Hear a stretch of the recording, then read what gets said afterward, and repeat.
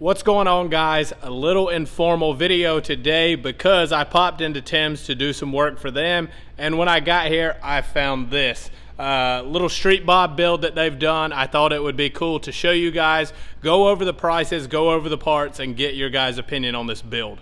Alright, so we'll start with the handlebars. These are the ODI Podium Flight 5s. So I didn't see anything on the build sheet, and I looked real quick online. I didn't see any measurements, but I'm thinking these are about a 3-inch total bar.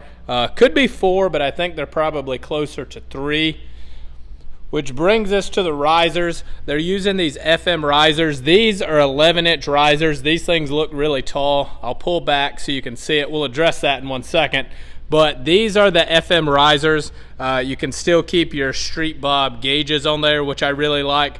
But based on the height of these things and then the seat height, I'm curious about the visibility of those. The grips, these are the ODI Vans grips. I'm a big fan of these grips, and I like them because they're soft, but they're not too soft, and they're kind of tacky. Like, not tacky where like your hands really stick to them, but you definitely don't have to worry about your hands sliding off. I ride in a motocross glove, so these are very comfortable for me. I don't know how they would be on the bare hand though, in say like a really sunny day when your bike's been sitting outside. They may get a little too tacky. I don't know if they would leave a residue on your hand, but just something to take into consideration. The fairing on the front is from Harley Davidson. I can't remember the model of this this fairing. I'll show you guys really quickly though. So if you recognize the model of this fairing, the name escapes me right now. Do me a favor and leave it down in the comments, just for those that may be looking for this one. So I've been told, because in my opinion, that doesn't look the greatest. I like the fairing and I like the bar setup, but I feel like this fairing just needs to be a little bit taller. So I think that's the plan. I think they're going to swap this fairing out. They had this one in stock, so it was just kind of a get you by type of thing. I think they do plan to change the fairing, put just a slightly taller one on there to make it a little more consistent with the height of those bars. So they've gone with a Lapera seat. I know Saddleman seems to be like the poppin' thing right now. I'm a fan of Saddleman as well. But I did just ride this bike up to the top of the parking lot and back. I know, not a lot of time on the seat, but it felt really good there. I am going to test ride this thing at the end of the video, so stick around if you want my full thoughts on the seat. I love the way it looks. It looks really good to me. These bags are from Thrash and Supply. I'm a big fan of these, so I'll kind of show you. They're a smaller bag. Yeah, they're also a softer bag. But in my opinion, you either have to fully commit and put like those big monstrous bags on there, which if you're going to ride this thing all the time and use it as a main transportation, I'm a fan of that. I even like those, I think they're Elite Innovations, those Pelican case bags. I've never ridden with them, never used them myself, but I think those are pretty rad. This is a good middle ground. So this way you don't really have to do a backpack. Like, you could put your lunch in there, you could put your essentials for a day ride in here. But for me also, the Street Bob just doesn't have a lot going on in that section anyway.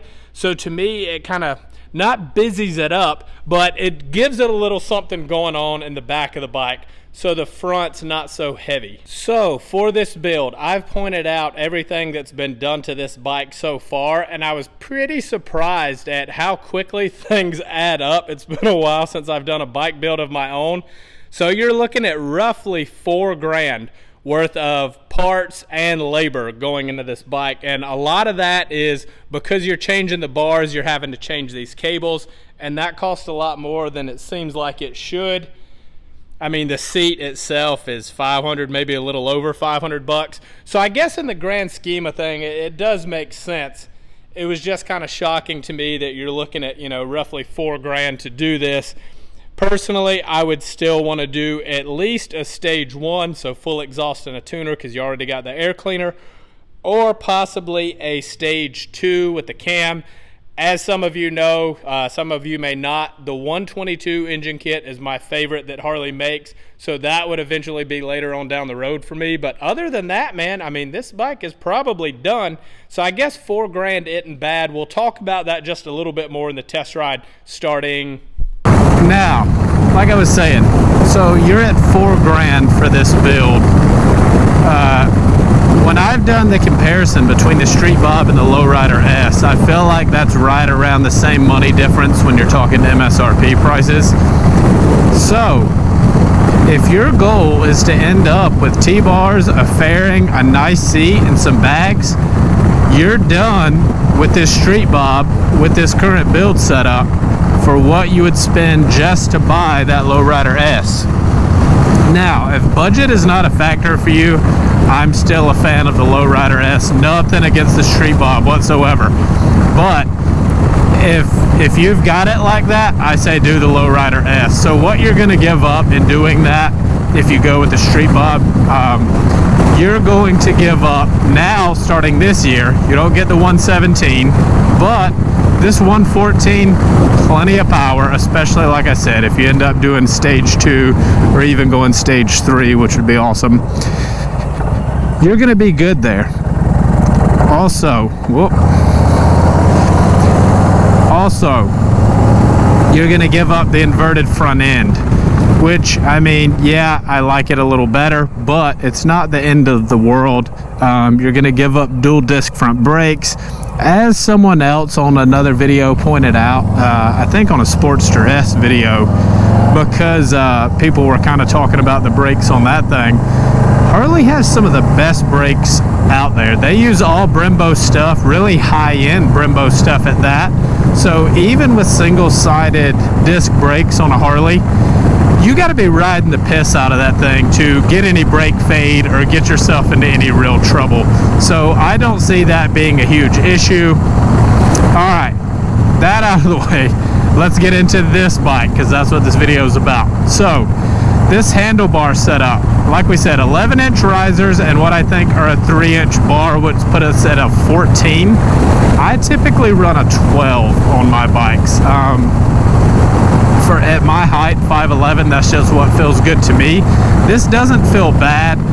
Before I cut the cameras on, I did go through a few turns and stuff, getting out here away from the traffic, and it felt really good. I felt it's a good riding position. However, with these gauges, so I can see them, but barely. So I can see my gear indicator, I can see the miles per hour, I can see my fuel. You can't really see how many miles are on the bike, which who cares while you're riding?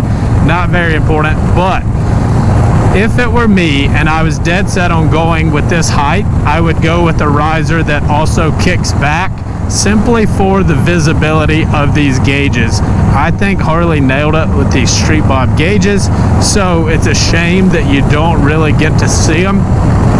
They're also at this angle, like they're not that bright. So on a bright sunny day, I worry that this just wouldn't work to see your miles per hour. I know some people don't care, and for video purposes is actually ideal, so you don't incriminate yourself. But moving on, so these grips, like I said, I'm a big fan of these grips because I ride in these motocross style gloves. They work really well with this grip setup. The bags, I didn't put anything in the bag, so I mean, that's pretty straightforward. They are what they are, and it's not going to change anything on a test ride anyway. The fairing is one thing that I do want to talk about and address though. So let me get going again and I'll show you what I mean.